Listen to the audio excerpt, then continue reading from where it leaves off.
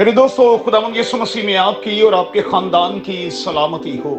आइए खुदा के कलाम की अजीम सच्चाइयों में एक कदम और आगे बढ़ें। अपने सामने रखें जबूर की किताब का 139वां जबूर और उसकी चौथी आयत। इब्रानी मसीहियों के नाम मुकद्दस पालूस का खत चौथा बाब और उसकी 16वीं आयत। आज सुबह के लिए हमारा मजमून होगा प्लान टू प्रे। दुआ क्या है? दुआ खुदा से बातें करना है। अब इंसानी तौर पर बातें दोस्तों तरह तरह की होती हैं। अगर किसी से कुछ पर्सनल बात करनी हो तो फिर हमें 3 काम मलहूज़े खातिर रखने होते हैं। पहला, मौका महल देखा जाता है। दूसरा, वक्त देखा जाता है।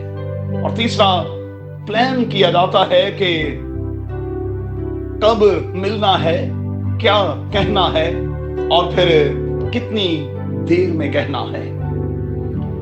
मेरे दोस्तों, मैं इस बात को मानता हूं कि खुदा के मामले में ऐसा नहीं है।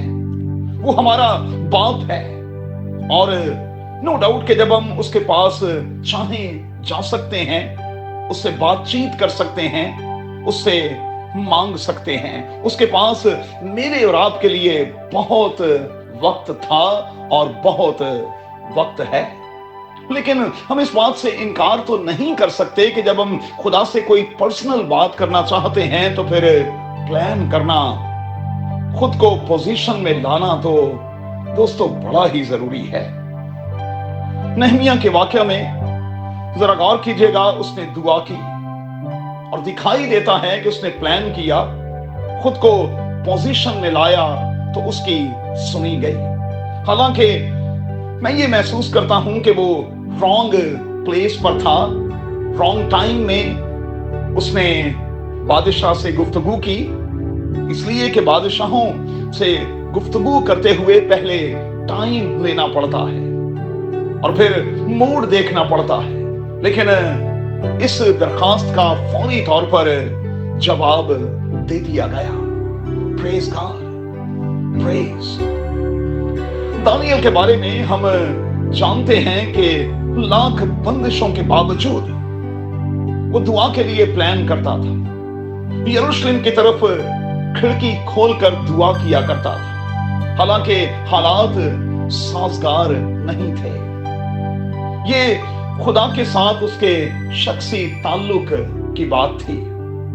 खिड़की का खोले जाना असल में खुदा के साथ कनेक्ट होने का एक इजहार था। और मैं दोस्तों हमेशा ये कहता हूं कि आप खुदा के लिए खिड़की तो खोलें, वो आपके लिए आसमान के दरीचों को खोल देगा और इतनी बरकत देगा कि मलाकी 3 बाब की रोशनी में आप उसे संभाल ना पाए।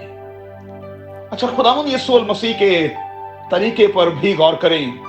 पहरों दुआ किया करता था। बाप को सारा प्रोग्राम देता था। कई बार रात दुआ में गुजार देता था। सुबह के टाइम में एनर्जी को लेकर वो नीचे उतरता था और फिर बड़े बड़े मोजज़ात सरंजाम देता था। दोस्तों याद रखें, प्रीचिंग का काम हो या टीचिंग का काम हो या हीलिंग का काम हो, इसमें कुव्वत दरकार होती है। खुदावंद यीशु मसीह का वो कौल मैं और आप कैसे भूल सकते हैं जब 12 वर्ष की उस मरीजा ने खुदावंद यीशु मसीह को छुआ तो खुदावंद यीशु मसीह ने कहा, किसने मुझे छुआ है? क्योंकि मुझ में से कुव्वत निकली है। अगर हम वाकई खुदा के खादिम हैं और खिदमत गुजार हैं तो यकीनी तौर पर खिदमत करते हुए हम शाम के वक्त तक तो ड्रेन हो चुके होते हैं। अब सवाल ये है कि क्या रात के पहरों में उठकर हम अपने आप को रिचार्ज करते हैं ताकि अगले दिन के लिए खिदमत के वास्ते तैयार हो सकें? मेहरबानी से अपने आप को इसका जवाब दीजिएगा। कादिर खुदा आपको बड़ी बरकत दे और आपको इसी तरह से अपनी खिदमत के लिए इस्तेमाल करता रहे। आमीन। If you want to see more content like this, Make sure to like, share, subscribe, and hit the bell notification so you don't miss any new videos.